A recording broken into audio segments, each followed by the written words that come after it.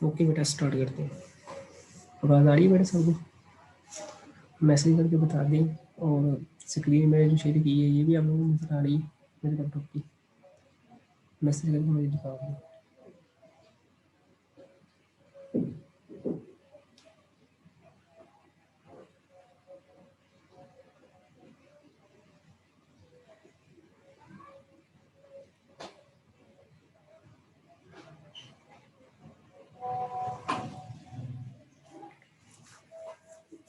ठीक है बेटा।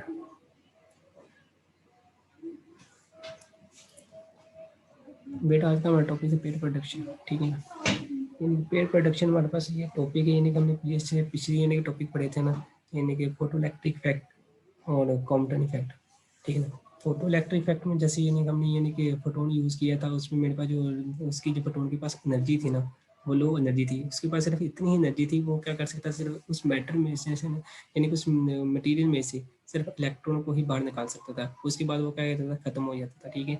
फिर हमने पढ़ा था कॉम्पटन इफेक्ट। कॉम्पटन इफेक्ट में हमने पढ़ा था यानी कि उससे ज़्यादा एनर्जी वाले फोटोन को, ठीक है ना? कि पेड़ पर जो हमने फोटो इलेक्ट्रिक इफेक्ट में फोटोन यूज़ किया था ना, उसके पास एनर्जी था, वो पेड़ जो हमने यानी कि कॉम्पटन इफेक्ट में फोटोन यूज़ किया उसके मुकाबले में कम थी, ठीक है। यानी कि उसके पास यानी कॉम्पटन इफेक्ट में जो फोटोन पड़ा था उसमें उसके पास एनर्जी इतनी थी कि वो एनर्जी यानी कि वहाँ से क्या कर सकता था, मटेरियल में से यानी कि एटम में से। अगर मैं मटेरियल की बजाय एटम की बात करूँ तो उसके लिए आपको ज़्यादा बेहतर होगा, ठीक है। कि मेरे पास वहाँ पर क्या होता था, एटम में से उसको इलेक्ट्रॉन को वो यानी कि इमिट भी करवा देता था, और साथ ही साथ उसके पास अपनी भी कुछ ना कुछ एनर्जी बचती थी, ठीक है। कहीं ना कहीं मेरे पास क्या था, कॉम्पटन इफेक्ट। यानी कॉम्पटन इफेक्ट में मैं क्या करता था, फोटो इलेक्ट्रिक इफेक्ट की निस्बत ज़्यादा एनर्जी वाले फोटोन को यूज़ करता था, ठीक है।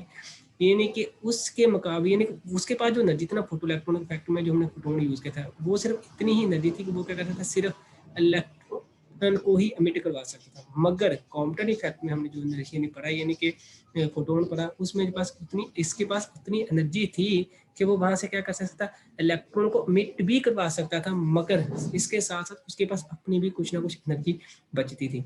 मगर जो आज हमने टॉपिक पढ़ना है, ये मेरे पास पेयर प्रोडक्शन का मतलब, ठीक है ना? आपको नाम से ही जाहिर होगा कि मैंने यहाँ पर क्या करना है, प्रोड्यूस करवाना है, पेयर को प्रोड्यूस करवाना है। और वो पेयर किस तरह के प्रोड्यूस होने वो भी हम देखते हैं, ठीक है ना? यहाँ पर ये नहीं कि यहाँ पर मैं जो फोटोन यूज करूंगा, वो मैं जो फोटो इलेक्ट्रिक इफेक्ट में फोटोन यूज किया था और कॉम्पटन इफेक्ट में जो फोटोन यूज किया था, उसके मुकाबले में ज्यादा एनर्जी वाला फोटोन यूज करूंगा। यानी कि जिसके पास एनर्जी, इन दोनों जो हमने फोटो इलेक्ट्रिक इफेक्ट और कॉम्पटन इफेक्ट में ज्यादा यानी कि एनर्जी वाले फोटोन यूज किए थे, उसके मुकाबले में ज्यादा यानी कि एनर्जी वाले फोटोन।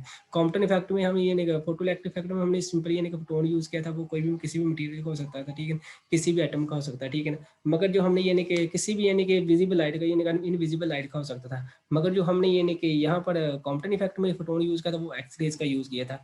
मगर यहाँ पर जो पेड़ प्रोडक्शन है, यहाँ पर हम जो फोटोन यूज करेंगे वो होगा मेरे पास गैमा रेज का, ठीक है। यानी कि गैमा रेज की जो रेडिएशन वाला फोटोन है, वो हम यानी कि पेड़ प्रोडक्शन में यूज करेंगे। यानी कि गैमा रेज मेरे पास यानी कि हमने यानी कि पिछले वाले टॉपिक में पढ़ा था कि मेरे पास जो गैमा रेज ऐसी रेज है जिसके पास जो एनर्जी होती है वो सबसे ज्यादा होती है, एनर्जी क्या होती है, सबसे ज्यादा होती थी। यानी कि इसीलिए हम यहाँ पर ज्यादा एनर्जी वाला फोटोन यूज करेंगे, ठीक है।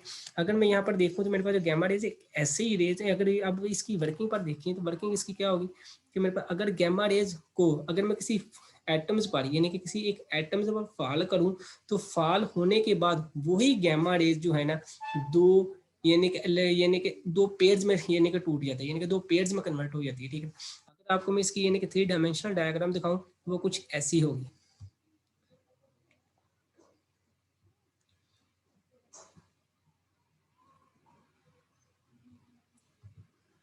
ठीक है। ये देखिए बेटा, स्क्रीन पर आपको नजर आ रहा है, ये एक येलो कलर का आपको यानी कि फोटोन नजर आ रहा है, ठीक है ना? जैसे फोटोन वो न्यूक्लियस के साथ इंटरेक्ट हुआ, देखें दोबारा जब वो नजर आएगा, ठीक है ना बेटा?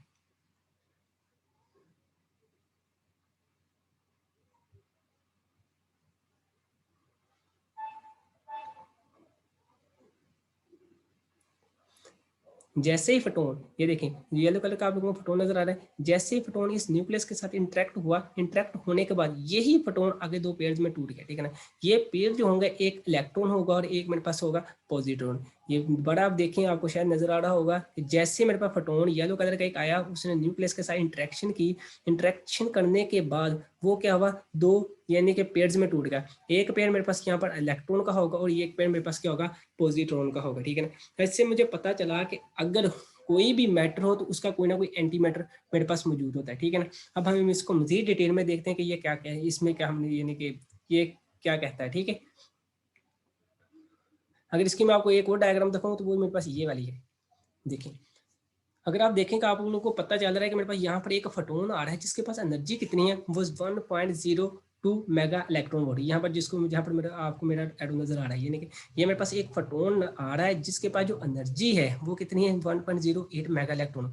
जब ये फोटोन इस न्यूक्लियस के साथ, आपको पता है एटम के सेंटर में न्यूक्लियस होगा। अब अगर आप देखें तो ये मेरे पास क्या है, इलेक्ट्रॉन है, ठीक है ना। ये के शेल है, ये एल शेल है और फिर मेरे पास क्या है, इसके एम शेल है, ठीक है। ये मेरे पास क्या है, एक न्यूक्लियस नजर आ रहा है। जैसे न्यूक्लियस यानी कि फोटोन आया, फोटोन आकर न्यूक्लियस के साथ इंटरेक्ट हुआ, इंटरेक्ट होने के बाद वही मेरे पास जो फोटोन है आगे दो यानी कि पेयर्स में टूटेगा। एक पेयर मेरे पास होगा यहाँ पर इलेक्ट्रॉन्स का और एक पेयर मेरे पास यहाँ पर किसका होगा, पॉजिट्रॉन का, ठीक है ना। इन दोनों की जो एनर्जी होगी मेरे पास जो फोटोन होगा इसकी एनर्जी के इक्वल होगी। यहाँ पर देखिए आपको जो एनर्जी नजर आ रही है इस इलेक्ट्रॉन के पास वो कितनी, 0.51 इलेक्ट्रॉन मेगा इलेक्ट्रॉन वोल्ट। इसी तरह मेरे पास जो एनर्जी इसके पास पॉजिट्रॉन के पास वो भी कितनी, 0.51 इलेक्ट्रॉन मेगा इलेक्ट्रॉन वोल्ट। अगर मैं इन दोनों को सामना करूँ तो ये जो एनर्जी है ये इस फोटोन की एनर्जी के इक्वल नहीं आ रही। तो मेरे पास इसका मतलब मेरे जो पास जो फोटोन थी जिसके पास टोटल एनर्जी कितनी, 1.02 मेगा इलेक्ट्रॉन वोल्ट, जब वो न्यूक्लियस के साथ इंटरेक्ट हुआ, इंटरेक्ट होने के बाद वो जब दो मेरे पास यानी कि मेरे दो पेयर्स में टूटा,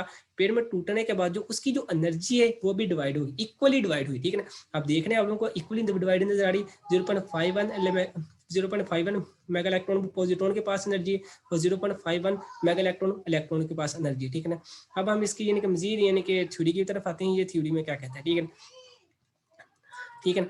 अगर देखें यानी कि वो शुरू में क्या है, energy of electromagnetic radiation in pair production, energy of electromagnetic radiation in pair production is greater than energy of radiation used in Compton effect and photoelectric effect. यानी कि ये तो वही बात है जो मैंने आपको पहले ही बता दी कि मेरे पास जो मैं एनर्जी यानी कि इलेक्ट्रोमैग्नेटिक रेडिएशन की जो रेडिएशन यूज करूंगा इस पेयर प्रोडक्शन में, उसकी जो एनर्जी होगी जो मैंने रेडिएशन यूज की थी कॉम्पटन इफेक्ट में और फोटो इलेक्ट्रिक इफेक्ट में, उसके मुकाबले में क्या होगी, ज्यादा होगी, ठीक है। और वो मैं रेज कौन सी यूज करूंगा वो भी ये मेरे यहाँ पर लिख रहा है, gamma rays radiation are use in pair production. मेरे पास जो गैमा रेज रेडिएशन है वो उसको मैं यूज करूंगा पेयर प्रोडक्शन के प्रोसेस के लिए, ठीक है।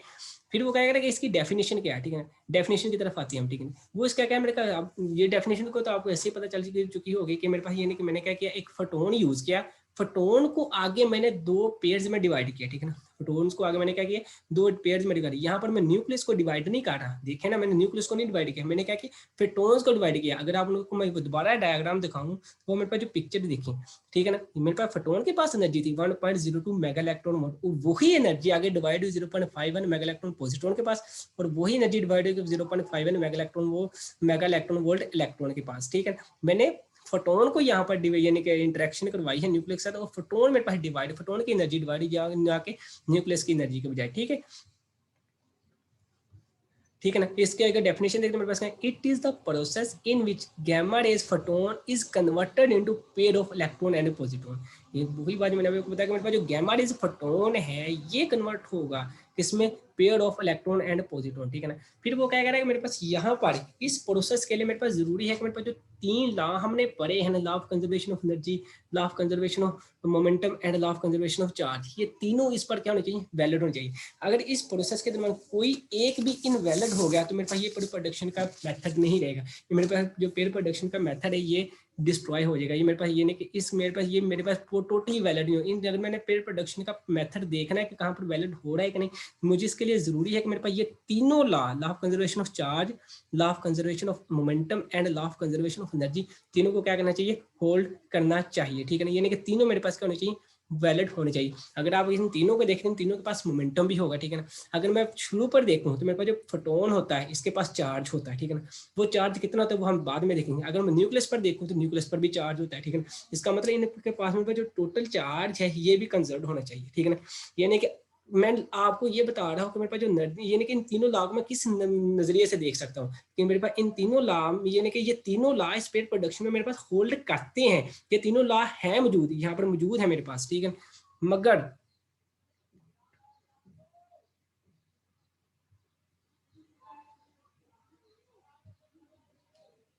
यहाँ पर ये तीनों लॉ मेरे पास होल्ड करते हैं। बेटा ये वीडियो ऑफ करें, कौन है ये? मैंने आपको पहले भी कहा कि किसी ने अपनी यानी कि वीडियो ऑन नहीं करनी, ठीक है। कि मैंने देखना है कि मेरे पास यहाँ पर लॉ ऑफ कंजर्वेशन चार्ज है, लॉ ऑफ कंजर्वेशन यानी कि चार्ज है मौजूद है कि नहीं, लॉ ऑफ कंजर्वेशन को हम बाद में देखते हैं, पहले देखते हैं चार्ज यहाँ पर मौजूद है, मोमेंटम मौजूद है या एनर्जी मौजूद है कि नहीं, फिर law of conservation charge and momentum and energy को देखते हैं, ठीक है। अगर हमें यानी कि एनर्जी चार्ज को देखो तो चार्ज मेरे पास मौजूद हो, क्योंकि मेरे पास न्यूक्लियस पर भी कोई ना कोई चार्ज होता है, ठीक है। अब वो चार्ज कितना तो हम बाद में देखेंगे, फोटोन पर भी कोई ना कोई चार्ज होता है, ये भी कितना तो बाद में देखेंगे, ठीक है। इसी तरह अगर जब ये फोटोन टूटेगा, टूटने के बाद मेरे पास किस में जा रहा है, इलेक्ट्रॉन पॉजिट्रॉन में जा रहा है। अब आप लोगों को पता है इलेक्ट्रॉन भी पर भी चार्ज की वैल्यू होती है, ठीक है ना, और पॉजिट्रॉन पर भी चार्ज की वैल्यू होगी, ठीक है ना। इसका मतलब यहाँ पर चार्ज तो मौजूद है। अब देखते हैं law of conservation of charge hold करता है कि नहीं। इसी तरह अगर मैं मोमेंटम को देखूं तो मेरे पास जो मोमेंटम है ये भी देखते हैं कि नहीं। अगर देखें मेरे पास ये फोटोन आ रहा है, फोटोन के पास वेलोसिटी है, मास तो उसके पास है फोटोन के पास, ठीक है, उसके पास वेलोसिटी भी, यानी कि किसी ना किसी वेलोसिटी के साथ मूव करता हुआ आ रहा है। इसका मतलब अगर मैं फार्मूला देखूं मोमेंटम का फार्मूला कैसा है, P is two M V, ठीक है ना, मास और वेलोसिटी, ठीक है ना। ये इसका मतलब मेरे पास फोटोन जो है इसके पास मास भी है और वेलोसिटी भी है, इसका मतलब यहाँ पर मोमेंटम भी मौजूद होगा। अगर मैं न्यूक्लियस पर देखूं तो न्यूक्लियस पर के पास में बस वेलोसिटी भी होगी, मास तो उसके पास है ही है, जिसको हम यानी कि एटॉमिक मास के नंबर कहते हैं, ठीक है ना, यानी कि टोटल मास जो मेरे पास होता है न्यूक्लियस का, ठीक है, यानी कि उसके पास मेरे पास न्यूक्लियस के पास मेरे पास वो भी है, ठीक है।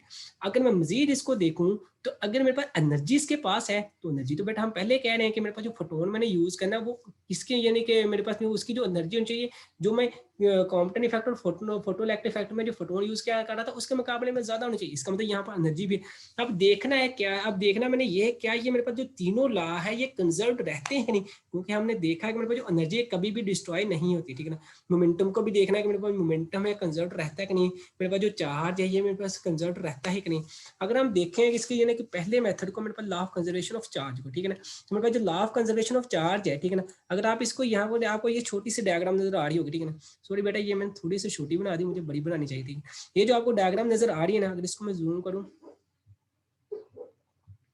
ठीक है, ये वाली डायग्राम, ठीक है ना, ये मेरे पास है न्यूक्लियस, ठीक है ना। यहाँ पर जो आपको ब्लू या ग्रीन रेड कलर की जो आपको सर्कल नजर आ रही है ये मेरे पास न्यूक्लियस है, और यहाँ पर मैंने ऊपर लिखा भी हुआ है। तो इस तरह मेरे पास क्या है, एक फोटोन आ रहा है, जब वो फोटोन आकर इस न्यूक्लियस के साथ इंटरेक्ट हुआ, इंटरेक्ट होने के बाद मेरे पास क्या हुआ, एक इलेक्ट्रॉन स्प्लिट हुआ, ठीक है ना, और एक मेरे पास क्या हुआ, पॉजिट्रॉन स्प्लिट हुआ, ठीक है ना।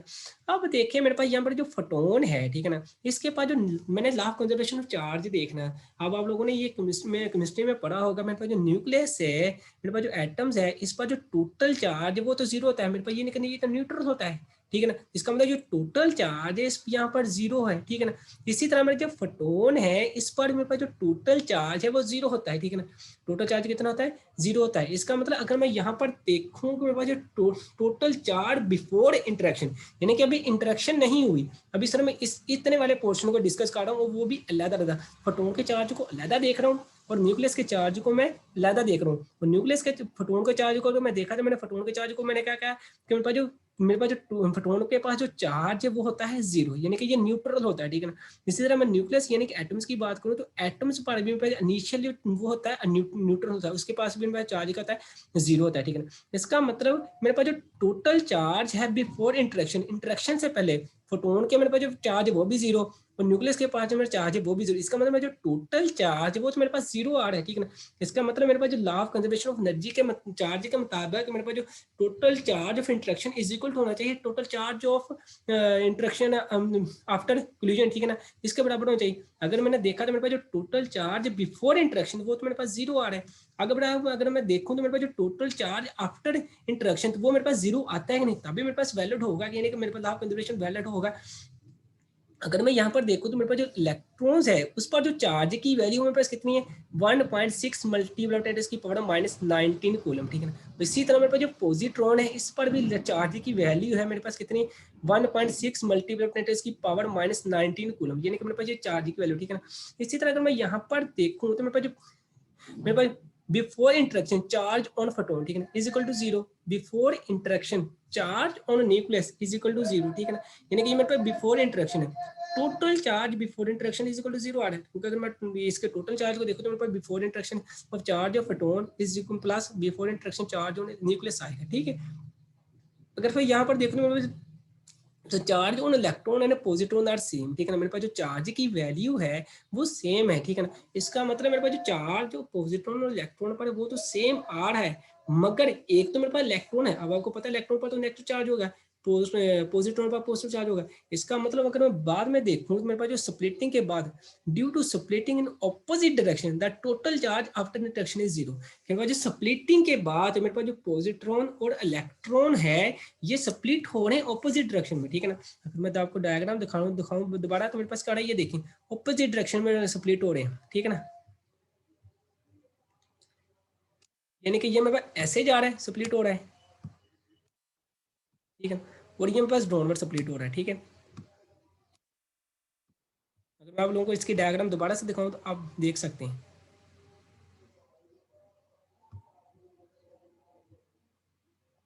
ये देखें बेटा, जब वो टकराने के बाद दोनों की जो ओपिनियन पे स्प्लिटिंग की डायरेक्शन है वो ऑपोजिट नहीं आ रही, वो एक उस तरफ जा रहा है एक इस तरफ जा रही है। इसका मतलब ऑपोजिट स्प्लिटिंग होने के बावजूद के बाद मेरे पास जो साइन है वो तो डिफरेंट चेंज हो जाएगा। आप लोगों ने ये वेक्टर में पढ़ा होगा कि जो वेक्टर, ये मेरे पास वेक्टर क्वांटिटी आ रही थी, इसका मतलब जब ऑपोजिट डायरेक्शन होगी, एक के साथ प्लस का साइन है और एक के साथ मेरे पास क्या आएगा, नेगेटिव का साइन। इसलिए मैंने यहाँ पर लिखा मेरे पास जो ड्यू टू स्प्लिटिंग मेरे पास क्या होगा, यानी कि इंटरेक्शन में उनकी जो चार्ज स्प्लिटिंग है कि मेरे पास जो डायरेक्शन है वो क्या होगी, इसकी ऑपोजिट हो जाएंगे। After interaction is 0 the total charge after interaction charge on electron, ये बेटा इलेक्ट्रॉन लिखा है, charge on electron plus charge on positron, तो मेरे पास जो चार्ज ऑन इलेक्ट्रॉन है ये मेरे पास कितना है -1.6 मल्टीप्लाई इसके पावर -19 प्लस, इस तरह मेरे पास जो चार्ज ऑन पॉजिट्रॉन वो कितना 1.6 मल्टीप्लाई इसकी पावर -19 कूलम, ठीक है ना। इसका मतलब अगर मुझे यहाँ पर पता चला कि मेरे पास जो टोटल चार्ज बिफोर इंटरेक्शन था वो भी 0 आ रहा है, अब जब कि टोटल चार्ज आफ्टर इंटरेक्शन वो भी मेरे पास 0 आ रहा है, इसका मतलब यहाँ पर मेरे पास जो पेयर प्रोडक्शन में पहला लॉ है, लॉ ऑफ कंजर्वेशन चार्ज, वो तो होल्ड हो गया, यानी कि वो तो मेरे पास वैलिड है। अब देखने लॉ ऑफ कंजर्वेशन मोमेंटम मेरे पास वैलिड है कि नहीं। अगर मैं देखूँ तो वो ये आप लोगों के लिए एक इंपॉर्टेंट शॉर्ट क्वेश्चन है लॉ ऑफ कंजर्वेशन मोमेंटम के लिए, मैंने यहाँ पर क्वेश्चन भी लिखा है, how momentum is conserved in pair production, कि मैंने पेयर प्रोडक्शन में मोमेंटम कैसे कंजर्व्ड रहता है, ठीक है ना।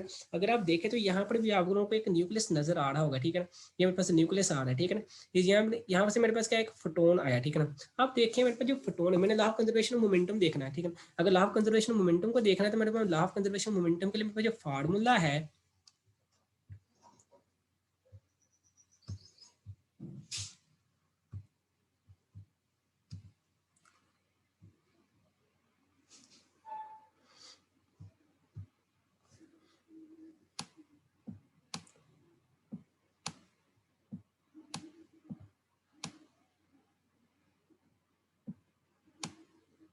ये फार्मूला मेरे पास, आपको पता है इसके पास मेरे पास, यानी कि मोमेंटम के लिए मेरे पास जरूरी है वेलोसिटी भी हो और मास भी हो, ठीक है ना। अब देखते हैं मेरे पास जो फोटोन है इसके पास मास है या वेलोसिटी है, फिर हम देखेंगे ये कंजर्व होता है कि नहीं। अब अगर मैं देखूं तो मेरे पास जो फोटोन है इसके पास वेलोसिटी है, मगर इसकी जो वेलोसिटी की डायरेक्शन वो ये वाली है, ठीक है ना, इस तरफ जा रही है डायरेक्शन, यहाँ पर मैंने एरो के साथ शो करवाया। अब देखिए मेरे पास जो फोटोन है इसके पास जो मास है ये बहुत ही कम है, ठीक है ना, यहाँ पर मैंने लिखा भी है mass of photon very small है, यानी कि इतना कम है कि जिसको मैं क्या कह सकता हूँ, ये 0 के बराबर, मैं 0 तो नहीं कह सकता, मगर जब हम यानी कि कुछ ऐसी थ्योरी में पढ़ते हैं कि जहाँ पर मैं मास ऑफ फोटोन को निगलेक्ट करके 0 भी कह सकता हूँ, ठीक है ना। मगर यहाँ पर अगर मैं 0 कहूंगा तो मेरे पास 0 आ जाएगा, यानी कि यहाँ पर मैं एक्यूरेट 0 नहीं कह सकता, ठीक है ना। मैं यहाँ पर इसकी कुछ ना कुछ मास की वैल्यू लूंगा जरूर, ठीक है ना। जब अगर मेरे पास जो फोटोन है इसके पास जो वेलोसिटी है वो बहुत ही ज्यादा है, ठीक है ना। मेरे पास जो वेलोसिटी की वैल्यू है आपको पता है, मेरे पास जो फोटोन है यानी कि जो रेडिएशन आपके पास कितनी स्पीड के साथ आती है, ठीक है ना। और जो स्पीड है यानी कि लाइट है, तो लाइट रेज की मेरे पास जो वेलोसिटी वो कितनी थी 13 मल्टीप्लाई 10 की पावर 8 मीटर पर सेकंड, यानी कि लाइट रेज की रेडिएशन आ रही है, कुछ विजिबल होती है कुछ इनविजिबल होती है, ठीक है ना। तो मैं आपको पता है लाइट रे मेरे पास जो ट्रेवल करती है वो कितनी करती है 3 मल्टीप्लाई 10 की पावर 8 मीटर पर सेकंड की स्पीड, इसका मतलब वेलोसिटी जो इसकी बहुत ज्यादा होती है, ठीक है ना। इसलिए मैंने यहाँ पर लिखा फोटोन वेरी स्मॉल, क्योंकि मैंने जो फोटोन लिया है वो गैमा रेज का लिया है, इसलिए मैंने यहाँ पर लिखा मोमेंटम ऑफ गैमा रेज, यानी कि यहाँ मैंने छोटा सा गैमा रेज लिखा, ठीक है ना। ये भी मेरे पास कहता है मास, यानी कि मास बहुत स्मॉल है, उसको मैंने स्मॉल एम से नोट किया, जबकि वेलोसिटी मेरे पास बहुत ज्यादा है, उसको मैंने कैपिटल एम कैपिटल वी से शो करवा दिया, ठीक है ना। ये थे मेरे पास मोमेंटम बिफोर इंटरेक्शन, किसका, फोटोन का। ये मोमेंटम बिफोर इंटरेक्शन है किसका है, उसका फोटोन का। अब अगर मोमेंटम बिफोर इंटरेक्शन न्यूक्लियस का देखूं तो आपको पता है तो न्यूक्लियस के पास तो मास बहुत ज्यादा है, यानी कि अगर मैं यहाँ पर देखता हूँ न्यूक्लियस का साइज बहुत बड़ा है, तो इसका पास इसका मतलब इसके पास जो मास है वो बहुत ज्यादा होगा। जब ये फोटोन इसके साथ आकर इंटरेक्ट करेगा तो ये मेरे पास जो न्यूक्लियस है ये रिकॉइल करेगा इसकी ऑपोजिट डायरेक्शन में थोड़ा सा, ठीक है ना, थोड़ी सी वेलोसिटी के साथ इसकी ऑपोजिट डायरेक्शन में क्या करेगा, रिकॉइल करेगा, ठीक है ना। जब ये ऑपोजिट डायरेक्शन में थोड़ा सा रिकॉइल करेगा तो इसका मतलब जब ये थोड़ा सा भी रिकॉइल करेगा, इसके पास वेलोसिटी तो है बेशक थोड़ी सी मकदार में है, ठीक है ना, मगर इसके पास मास बहुत ज्यादा है, इसका पास मास क्या है, बहुत ज्यादा है, इसलिए वो यहाँ पर क्या है, जो मोमेंटम है न्यूक्लियस का, ठीक है ना, यहाँ पर जो मोमेंटम ऑफ न्यूक्लियस का वो क्या है, मेरे पास माइनस है, क्योंकि वेलोसिटी ऑपोजिट डायरेक्शन में, इसकी वेलोसिटी इस तरफ जा रही थी मगर ये रिकॉइल हो रहा है ऑपोजिट डायरेक्शन में, ठीक है ना। ऑपोजिट डायरेक्शन में रिक्वायल होने की वजह से मेरे पास यहाँ पर जो वेलोसिटी की डायरेक्शन ऑपोजिट हो गई, जिसकी वजह से मैंने क्या किया, यहाँ पर माइनस का साइन लगाया। अब आप देखें यहाँ पर मैंने जो वेलोसिटी ली है वो स्मॉल भी यूज किया, वो क्यों, क्योंकि आपको मैंने पहले बता दिया कि मेरे पास यहाँ पर जो वेलोसिटी आनी है, यानी कि जो इसकी रिक्वायलिंग होनी है वो बहुत ही स्मॉल होनी है, बहुत ही छोटी होनी है। मैं निगलेक्ट तो नहीं यहाँ पर कर सकूंगा, मगर मेरे पास यहाँ पर कुछ ना कुछ इसकी इंटरेक्शन यानी कि रिक्वायलिंग होगी, इसलिए मैंने यहाँ पर स्मॉल वी का लगा दिया, ठीक है। जबकि मेरे पास जो मास ऑफ न्यूक्लियस है ये मेरे पास बहुत ही ज्यादा है, ठीक है। अगर इधर देख रहे हो मास मोमेंटम ऑफ न्यूक्लियस वो मेरे पास क्या माइनस वी कैपिटल एम, ठीक है ना। इसका मतलब मेरे पास यहाँ पर क्या थी, वेलोसिटी ज्यादा थी मगर मास कम था, मगर यहाँ पर मेरे पास मास ज्यादा है मगर वेलोसिटी क्या है, कम है, ठीक है ना। जिसकी वजह से मेरे पास जो मोमेंटम दोनों का क्या हो जाएगा, कंजर्व हो जाएगा, मोमेंटम मेरे पास क्या हो जाएगा, कंजर्व हो जाएगा, यानी कि ये मोमेंटम होगा total momentum before interaction, total momentum before interaction मेरे पास क्या हो जाएगा, जीरो हो जाएगा, ठीक है ना।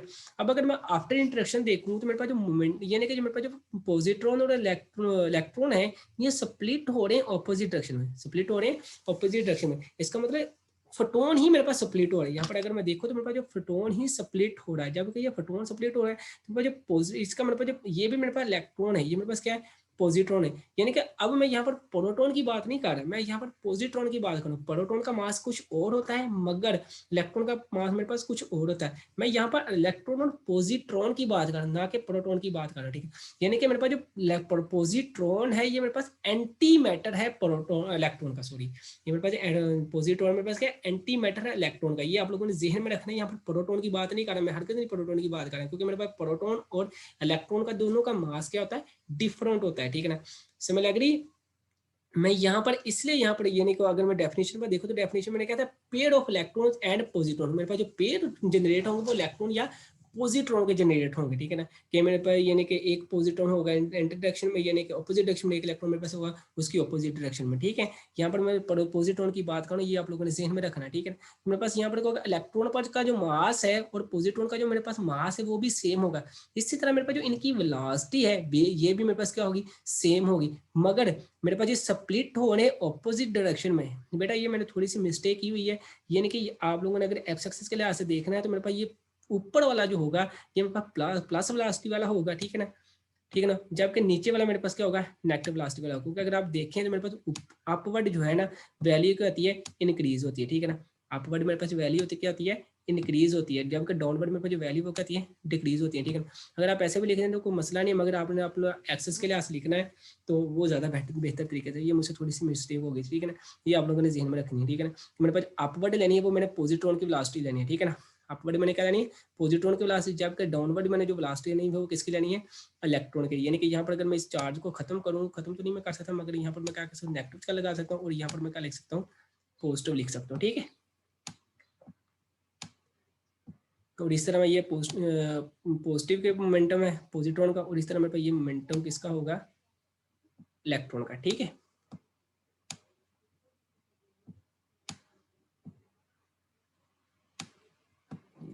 ठीक है ना।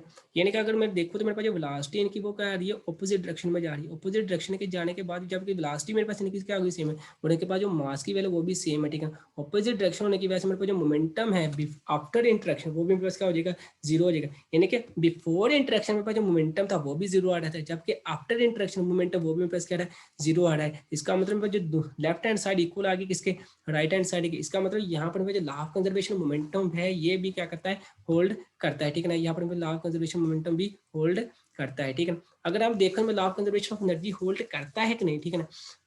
अब वो यहाँ पर कह रहा है कि ये बात आप लोगों ने समझी, ठीक है ना। मेरे पास क्या कह रहा है कि मेरे पास एनर्जी ऑफ फोटोन है, ये मेरे पास किसके कह रहा है, rest mass energy of electron plus rest mass energy of positron, ये पॉजिट्रॉन है। और इस तरह मेरे पास kinetic energy of electron plus kinetic energy of positron, ठीक है ना। एनर्जी ऑफ फोटोन मेरे पास क्या है, ठीक है, कि नहीं मेरे पास वो एनर्जी है, ठीक है ना। यानी कि मेरे पास फोटोन के पास वो एनर्जी है जो मेरे पास क्या करती है, इलेक्ट्रॉन और पॉजिट्रॉन को स्प्लिट करने के लिए मैं यूज करता हूँ, ठीक है, कि मेरे पास इतनी एनर्जी होनी चाहिए उस फोटोन के पास कि वो क्या कर सके, उसकी जो मेरे पास इलेक्ट्रॉन और पॉजिट्रॉन है उसकी रेस्ट मैस एनर्जी को क्या कर सके, ओवरकम कर सके। यानी कि मैं रिपीट कर रहा हूँ कि मेरे पास एनर्जी ऑफ फोटोन है, जो मेरे पास जो फोटोन है उसके पास इतनी एनर्जी होनी चाहिए कि मेरे पास जो इलेक्ट्रॉन और पॉजिट्रॉन है इसकी जो रेस्ट मैस एनर्जी है ना, इसको क्या कर सके, ओवरकम कर सके। जब वो ओवरकम करेंगे फिर मैं इसके मुकाबले पर जो काइनेटिक एनर्जी पर क्या इफेक्ट आएगा, ये अलग बात है, ठीक है ना। काइनेटिक एनर्जी जीरो हो जाएगी, इलेक्ट्रॉन की और पॉजिट्रॉन की भी, ठीक है ना।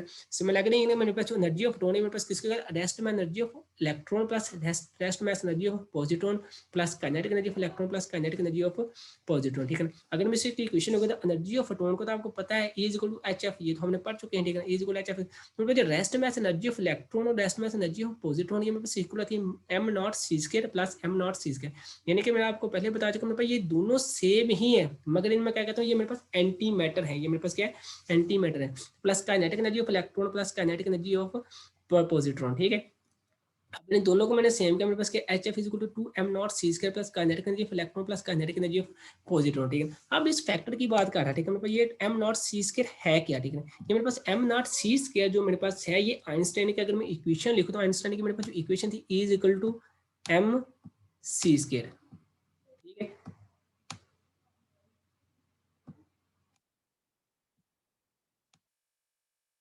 Is equal to M C square, ठीक है ना। कि मेरे पास यहाँ पर वो कह रहा है कि ये एम सी स्क्वायर यानी एम नॉट तो वो एक अलग बात है, अगर मैं इस इक्वेशन को देखूँ तो मेरे पास एम सी स्क्वायर मेरे पास किसके इक्वल है, ई की इक्वल है। यानी कि ये मेरे पास एनर्जी बता रहा है, ठीक है। तो अभी ये मेरे पास एनर्जी कौन सी, मेरे पास वो मिनिमम एनर्जी है कि मेरे पास जो फोटोन के पास मौजूद है और वो इलेक्ट्रॉन और पॉजिट्रॉन की एनर्जी को क्या कर रहा है, ओवरकम है। यानी कि मेरे पास ये वो एनर्जी, ये मिनिमम, ये मेरे पास वो मिनिमम एनर्जी है जो इलेक्ट्रॉन और पॉजिट्रॉन की एनर्जी को क्या कर रहा है, ओवरकम कर रहा है, ठीक है ना। अगर मैं यहाँ पर इस इक्वेशन की maximum minimum amount of energy को कैलकुलेट करूँ, यहाँ पर इसे यानी कि एम नॉट सी स्क्वायर की एनर्जी को कैलकुलेट करूँ तो मेरे पास यहाँ पर एम क्या है, मास ऑफ इलेक्ट्रॉन, जो मेरे पास क्या है 9.1 मल्टीप्लाई 10⁻31 kg। और इसी तरह मेरे पास सी वो क्या है, मेरे पास speed of light 3 multiply 10⁻8 metre per second. अब इन दोनों को जब मैं मल्टीप्लाई करूंगा तो मेरे पास इक्वेशन जो मेरे पास आंसर आएगा वो मेरे पास क्या है 163.8 मल्टीप्लाई 10⁻15 जॉल। क्योंकि एनर्जी की बात करूँ कि मैंने एनर्जी को कैलकुलेट की, इसलिए मेरे पास जो एनर्जी का यूनिट होता है वो मेरे पास क्या आता है,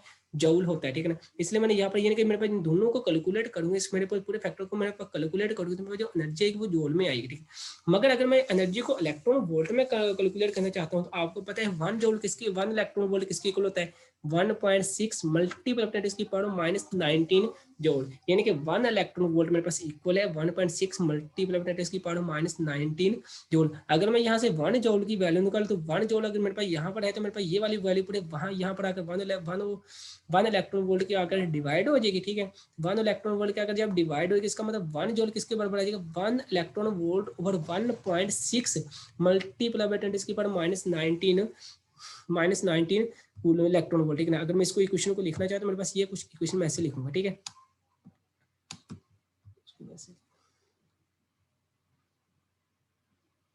यहाँ पर लिख लेते हैं बेटा, मेरे पास 1 इलेक्ट्रॉन वोल्ट जो आएगा ये किसके इक्वल होगा,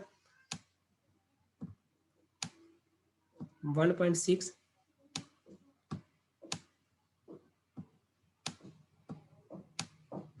मल्टीप्लाई 10 की पावर -19,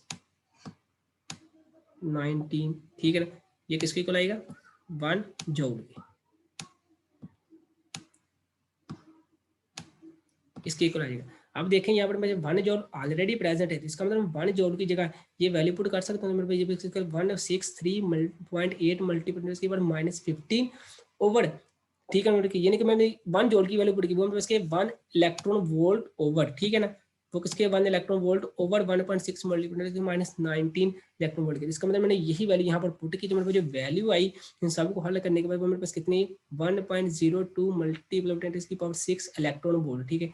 जबकि आप लोगों को पता है कि मेरे पास जो 10 की पावर 6 है ये वैल्यू है मेगा की, ये मेरे पास वैल्यू किसकी है, मेगा की, यानी कि मेरे पास मल्टीपल वैल्यू हो रही है, किस प्रीफिक्सेस की मल्टीपल वैल्यू है ये मेरे पास मेगा की, इसलिए मैंने यहाँ पर 10 की 6 की जगह मेगा का साइन लिखा दिया, मेरे पास मेगा का प्रीफिक्सेस का साइन है, यानी कि मेरे पास जो एनर्जी है, यानी कि मेरे पास जो मिनिमम फोटोन के पास जो एनर्जी होनी चाहिए वो कितनी होती है 1.02 मेगा इलेक्ट्रॉन वोल्ट के, मेरे पास जो इलेक्ट्रॉन और पॉजिट्रॉन की जो एनर्जी को वो क्या कर सके, ओवरकम कर सके। अगर मैं यहाँ पर आपको डायग्राम दोबारा दिखाऊं तो मेरे पास जो डायग्राम थी यहाँ पर, तो मेरे पास यहाँ पर देखें गैमा रेज के पास जो एनर्जी वो 1.02 मेगा इलेक्ट्रॉन वोल्ट ही थी, मेरे पास कितनी थी 1.02 मेगा इलेक्ट्रॉन वोल्ट, ठीक है ना, इसका मतलब जो एनर्जी फिर में स्प्लिट होने के बाद किसके इक्वल है 0.51 mega electron volt positron plus 0.51 mega electron positron थी, इसका मतलब मेरे पास जो टोटल एनर्जी थी बिफोर इंटरेक्शन उसके पास यानी कि फोटोन के पास कितनी 1.02 मेगा इलेक्ट्रॉन, जबकि total energy before after interaction में पास पॉजिट्रॉन और न्यूट्रॉन के पास किसकी इक्वल आ रही है 1.02 मेगा इलेक्ट्रॉन, इसका मतलब यहाँ पर भी एनर्जी मेरे पास क्या होगी कंजर्व होगी। अगर मैं आपको लोगों को बताऊं कि मेरे पास जो एनर्जी कंजर्व होने का मतलब ये हरगिज नहीं है कि मेरे पास जो एनर्जी दोनों के पास क्या आनी चाहिए जीरो आनी चाहिए, ठीक है ना, एनर्जी कंजर्व होने का मतलब है कि मेरे पास लेफ्ट हैंड साइड इक्वल होनी चाहिए राइट हैंड साइड के साथ, ठीक है ना, तो देखे तो मेरे पास यहाँ पर लेफ्ट हैंड साइड वो इक्वल आ रही है राइट हैंड साइड का, राइट हैंड के साथ टोटल एनर्जी बिफोर इंटरेक्शन वो भी कितनी आ रही है 1.0 मेगा इलेक्ट्रॉन, जबकि टोटल एनर्जी आफ्टर इंटरेक्शन वो भी मेरे पास कितनी आ रही है 1.02 mega electron volt 0.12 mega electron volt, ठीक है ना, तो यही मेरे पास एक प्रोसेस था, ये मेरे पास क्या कहलाता है। अगर देखो तो मेरे पास ये तीनों लॉज हैं वो क्या हो गए होल्ड हो गए, जब यहाँ पर मेरे जो तीनों लॉ होल्ड हो जाएंगे तो मैं यहाँ पर कहूँगा मेरे पास जो पेड़ प्रोडक्शन का प्रोसेस जो हो रहा है वो अच्छा हो रहा है, ठीक हो रहा है, ठीक है नहीं, मैं यहाँ पर पेड़ प्रोडक्शन का प्रोसेस हो रहा है, ठीक है। अगर कोई एक भी यहाँ पर मेरे पास वायलेट हो गया कोई, यानी कि चाहे वो law of conservation of charge, law of conservation of momentum या law of conservation of energy, कोई एक भी वायलेट होगा यानी कोई एक भी गलत आ गया तो मेरे पास यहाँ पर पेपर प्रोडक्शन का प्रोसेस नहीं होगा, कोई और ही प्रोसेस हो रहा होगा, ठीक है, समझ लग रही बेटा। अब अगर मैं यहाँ पर इसका कंक्लूजन निकालूं तो मेरे पास जो कंक्लूजन है ये असल में मेरे पास जो इक्वेशन है ना आइंस्टाइन की is equal to M C square, ठीक है ना,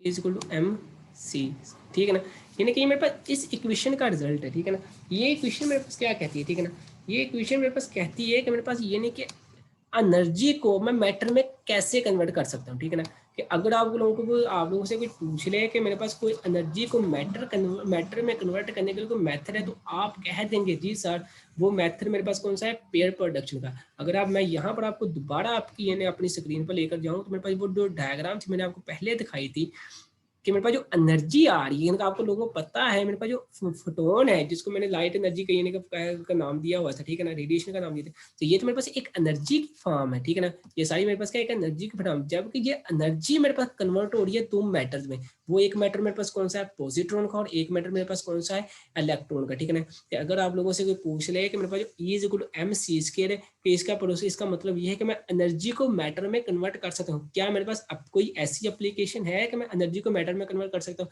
तो आप कहेंगे जी बिल्कुल है, पेड़ प्रोडक्शन के जरिए मैं क्या कर सकता हूँ एनर्जी को मैटर में कन्वर्ट कर सकता हूँ, ये मेरे पास एक मैटर है, ठीक है ना।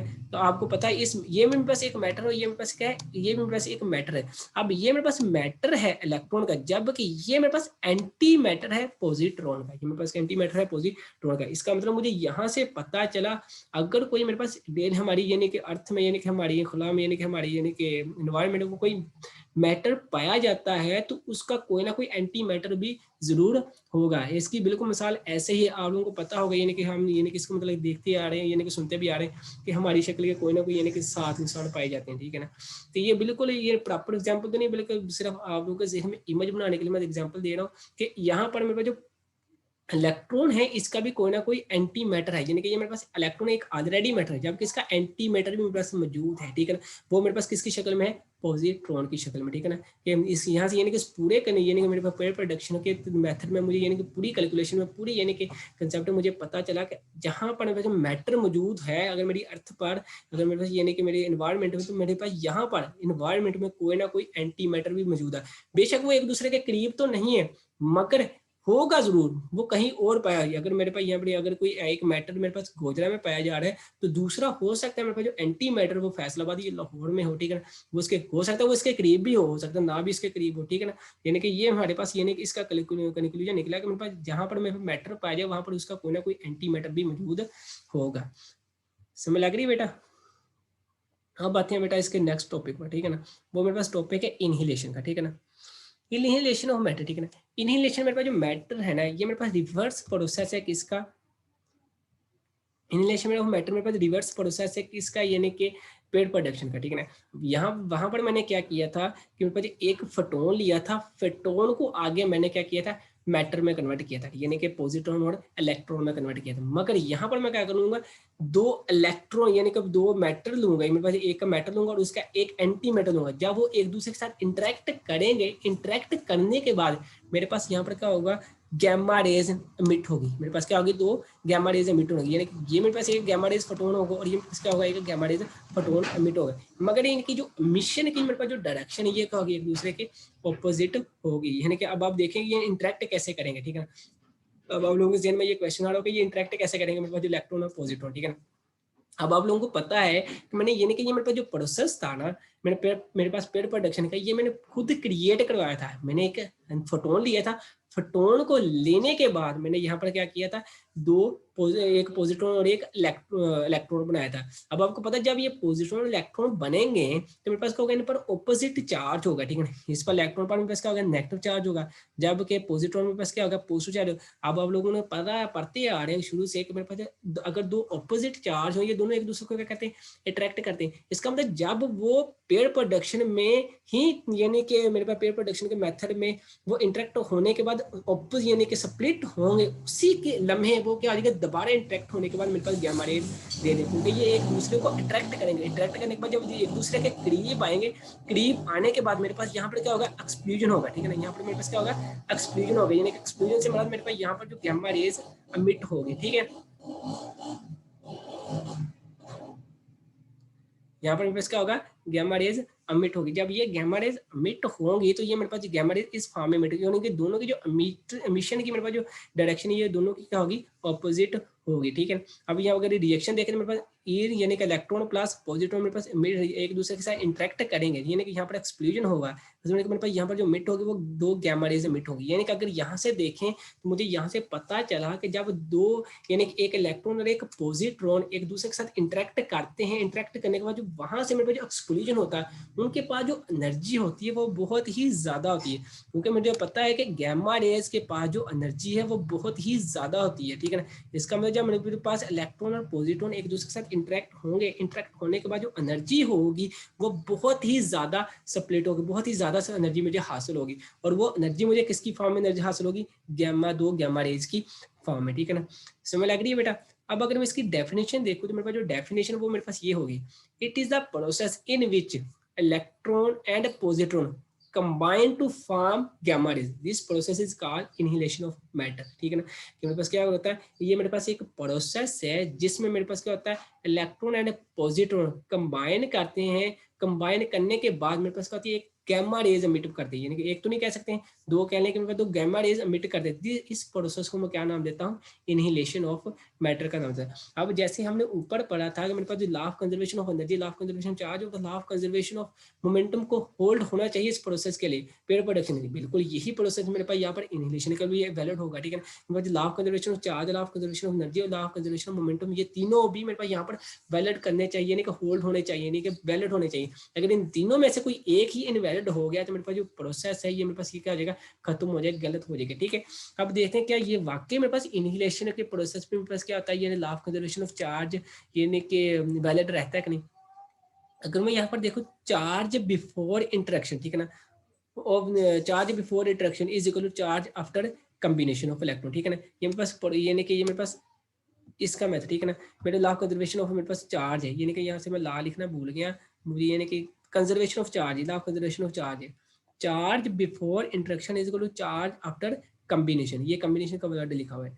अगर मैं देखूँ चार्ज ऑफ इलेक्ट्रॉन यानी कि बिफोर इंटरेक्शन के बाद, मेरे पास बिफोर इंटरेक्शन के बाद मुझे पता था कि मैंने यानी कि दो लिए थे, यानी कि एक इलेक्ट्रॉन लिया था और एक पॉजिट्रॉन लिया था। इसका मतलब दोनों पर चार्ज की वैल्यू को सम करो, मेरे पास फिर टोटल चार्ज बनेगा बिफोर इंटरेक्शन। तो वो टोटल चार्ज बिफोर इंटरेक्शन पर उसका charge of electron plus charge of positron. जबकि आपको पता है कि चार्ज आफ्टर कम्बिनेशन, यानी आफ्टर कम्बिनेशन मेरे पास बन रही है एक गैमा रेज, दो गैमा रेज बन रही है, ठीक है, दो क्या बन रही है, गैमा रेज बन रही है। जबकि आप लोगों को मैंने पहले ही बता दिया था कि मेरे पास ये पेयर प्रोडक्शन के मेथड में जो गैमा रेज है, इन पर जो टोटली मेरे पास जो चार्ज होता है वो न्यूट्रल होता है, ये लेकिन गैमा रेज मेरे पास क्या होती है, न्यूट्रल होती है। अगर न्यूट्रल होती है इसका मतलब इन पर कोई चार्ज नहीं होता, चार्ज की वैल्यू यहाँ पर क्या होती है, जीरो होती है। इसका मतलब चार्ज आफ्टर कम्बिनेशन मेरे पास क्या होगा, जीरो, यानी कि एक गैमा रेज जो ऑपोजिट डायरेक्शन में जो उसके ऑपोजिट जाए, दोनों पर चार्ज की वैल्यू क्या है, जीरो, जीरो प्लस जीरो होगा तो मेरे पास क्या हो जाएगी, जीरो, यानी कि टोटल चार्ज आफ्टर कम्बिनेशन मेरे पास क्या हो जाएगा, जीरो। जबकि यहाँ पर भी मेरे पास जो टोटल चार्ज है बिफोर इंटरेक्शन वो भी क्या होगा, जीरो ही होगा। यानी कि मेरे पास यहाँ पर भी देखो तो लेफ्ट हैंड साइड किसके इक्वल आ जाएगी,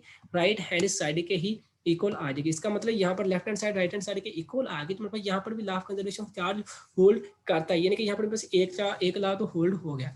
अब अगर मैं सेकंड लॉ देखूँ, law of conservation of momentum, ठीक है ना, तो क्या मैं देखता हूँ कि मेरे पास यहाँ पर law of conservation of momentum भी होल्ड करता है कि नहीं, ठीक है। तो अगर मैं देखूँ तो मेरे पास law of conservation of momentum भी यहाँ पर होल्ड करता है, total momentum of positron and electron, ठीक है ना, बिफोर कम्बिनेशन, यानी कि मेरे पास क्या होगा, ये टोटल मोमेंटम होगा बिफोर पॉजिट्रॉन एंड इलेक्ट्रॉन, यानी कि total moment of electron and positron before combination से पहले, ठीक है ना। अगर आप देखो तो मेरे पास मैंने ये कि जब ऊपर पेयर प्रोडक्शन में पढ़ाया तो मेरे पास जो इलेक्ट्रॉन और पॉजिट्रॉन के जो मेरे पास मास था वो सेम था, जबकि वो स्प्लिट भी ऑपोजिट डायरेक्शन में हो रहे थे, ठीक है।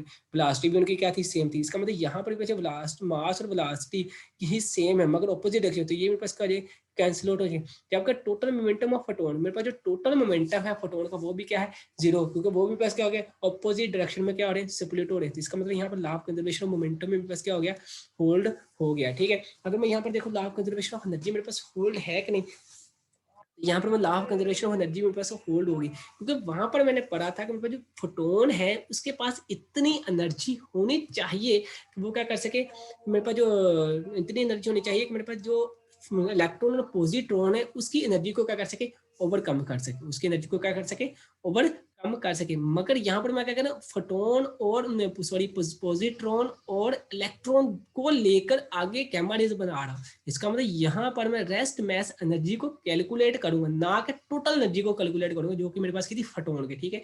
यहाँ पर मैं रेस्ट मास एनर्जी को ही कैलकुलेट करूंगा। तो जबकि मैंने आपको ऊपर पहले बता चुका था कि एम नॉट सी स्क्वायर मेरे पास ये रेस्ट मास एनर्जी ही है, ये किसकी, ये इलेक्ट्रॉन की हो सकती है या पॉजिट्रॉन की हो सकती है, ठीक है ना। तो मैंने आपको ये नहीं कि जो दोनों मैंने अभी आपको बताया कि जो पॉजिट्रॉन और इलेक्ट्रॉन है ये मेरे पास सेम ही है मगर ऑपोजिट डायरेक्शन में, ठीक है ना। जितना मेरे पास मास इलेक्ट्रॉन का है उतना ही मास मेरे पास क्या है, पॉजिट्रॉन का है, ठीक है ना। समझ लग रही है कि नहीं बेटा, इसका मतलब मेरे पास जो सेम ही वैल्यू आ रही है, ठीक है ना। तो मेरे पास ये वैल्यू क्या हो गई, अगर इनके दोनों की वैल्यू मेरे पास सेम हो गई तो इसका मतलब यहाँ पर जो मैं सिर्फ एक ही को कैलकुलेट कर लूंगा, रेस्ट मास ऑफ एनर्जी, ठीक है ना, वो मेरे पास होगी एम नॉट सी स्क्वायर, ठीक है ना। अब आपको पता है मास ऑफ इलेक्ट्रॉन इसका 9.1 मल्टीप्लाइड इसके 31 यानी कि केजी, स्पीड ऑफ लाइट में पास कितनी 3 मल्टीप्लाइड इसकी पावर 8, ठीक है ना, जॉल, ठीक है ना। यहाँ पर जो एनर्जी मिलेगी वो जॉल में ही मिलेगी, ठीक है ना। तो फिर मैंने इलेक्ट्रॉन वोल्ट को कन्वर्ट करने के लिए मैंने क्या किया 1.6 मल्टीप्लाई 10 की पावर -19 पर क्या कर दिया इसको डिवाइड किया, और जो मुझे एनर्जी मिली वो मेरे पास कितनी है 0.51 मल्टीप्लाई 10 की पावर 6 इलेक्ट्रॉन वोल्ट, 0.51 मल्टीप्लाई 10 की पावर 6 इलेक्ट्रॉन वोल्ट। जबकि 10 की पावर 6 मेरे पास मल्टीपल वैल्यू किस प्रीफिक्सेस की, मेगा की। तो इसके यहाँ पर मैंने क्या लिख दिया 10 की पावर 6 की जगह मैंने क्या लिख दिया मेगा इलेक्ट्रॉन वोल्ट लिख दिया। इसका मतलब मेरी जो रेस्ट मास एनर्जी आई वो मेरे पास कितनी है 0.51 मेगा इलेक्ट्रॉन वोल्ट, ठीक है। अगर मैं यहाँ पर आपको दोबारा पिक्चर डायग्राम दिखाऊं तो मेरे पास यहाँ पर जो एनर्जी की वैल्यू मेरे पास कितनी आ रही है 0.51 मेगा इलेक्ट्रॉन पॉजिट्रॉन के पास और 0.51 मेगा इलेक्ट्रॉन किसके पास, इलेक्ट्रॉन के पास नजर आ रही है, ठीक है बेटा। ये मेरे पास आज का टॉपिक था इनहिलेशन यानी कि pair production and annihilation of matter, ठीक है ना। अब अगर मैं इसका यानी कि एक कंक्लूजन निकालूं कि मेरे पास यानी कि इनहिलेशन का क्या मकसद है, ठीक है। इनहिलेशन में मेरे पास एप्लीकेशन ही है आइंस्टाइन की इक्वेशन की, वही इक्वेशन जो मैंने आपको पहले बता दी, E = mc²। पेयर प्रोडक्शन में मैंने क्या कहते हैं एनर्जी को मैटर में मास में कन्वर्ट करा, एनर्जी को किस में किया था, मास में। अब जबकि यहाँ पर देखो तो मेरे पास जो फोटोन है इसके पास मास तो है, अब इस मास को मैं किस में कन्वर्ट कर रहा हूँ, एनर्जी में कन्वर्ट कर, इस मास को मैं किस में कन्वर्ट कर रहा हूँ, एनर्जी में कन्वर्ट कर। मतलब यहाँ पर क्या करें, मेरे पास मैटर मौजूद है, मेरे पास क्या है, मैटर मौजूद है, मगर जैसे मेरे पास मैटर और एंटी मैटर एक दूसरे के साथ इंटरेक्ट होंगे, इंटरेक्ट होने के बाद मेरे पास क्या होगा, एक बहुत ही बड़ा एक्सप्लोजन होगा। एक्सप्लोजन के बाद मुझे क्या होगी, बहुत ही ज्यादा एनर्जी वाली रेडिएशन मिट होती हुई नजर आएगी और बहुत ही रेडिएशन मुझे हीट एनर्जी हासिल होगी, ठीक है ना। यानी कि पेयर प्रोडक्शन में पास किसकी यानी कि कन्वर्जन थी, एनर्जी को मैं कन्वर्ट कर रहा था किसमें, मैटर में, यानी कि मास में कन्वर्ट कर रहा था। जबकि मैं यहाँ पर क्या कर रहा हूँ, मास को इनिशिएशन में क्या कर रहा हूँ, मास को यानी कि मैटर को कन्वर्ट कर रहा हूँ किसमें, एनर्जी में, ठीक है ना। यानी पॉजिट्रॉन और इलेक्ट्रॉन एक दूसरे के साथ कंबाइन हुए और कंबाइन होने के बाद मेरे पास क्या हुआ, यहाँ पर मुझे एनर्जी हासिल हुई, ठीक है बेटा। ये मेरे पास इसकी एप्लीकेशन थी, यानी कि इस प्रोसेस में हमने दोनों में सिर्फ एप्लीकेशन ही पढ़ी किसकी, आइंस्टाइन की इक्वेशन की। वो कौन सी इक्वेशन थी, E is equal to M C square के, यानी कि वाकई कि हमारी डेली लाइफ में क्या वाकई हम एनर्जी को मैटर में कन्वर्ट कर सकते हैं और मैटर को एनर्जी में कन्वर्ट कर सकते हैं, ठीक है। तो ये हमने ये देखा, हमने पेयर प्रोडक्शन के मेथड में देखा कि हमने यानी कि एनर्जी को मैटर में कन्वर्ट किया और जब के मैटर को यानी कि इनहेलेशन के मेथड में मैटर को एनर्जी में कन्वर्ट किया। और इसके लिए जरूरी है आपका ये वाला पोर्शन जो है वो कांस्टेंट होना चाहिए, पोर्शन क्या होना चाहिए, कांस्टेंट होना चाहिए, क्योंकि स्पीड ऑफ लाइट में बस हमेशा क्या रहती है, कांस्टेंट ही रहती है, ठीक है। अब बेटा अगर कोई क्वेश्चन है तो बेटा बता दें,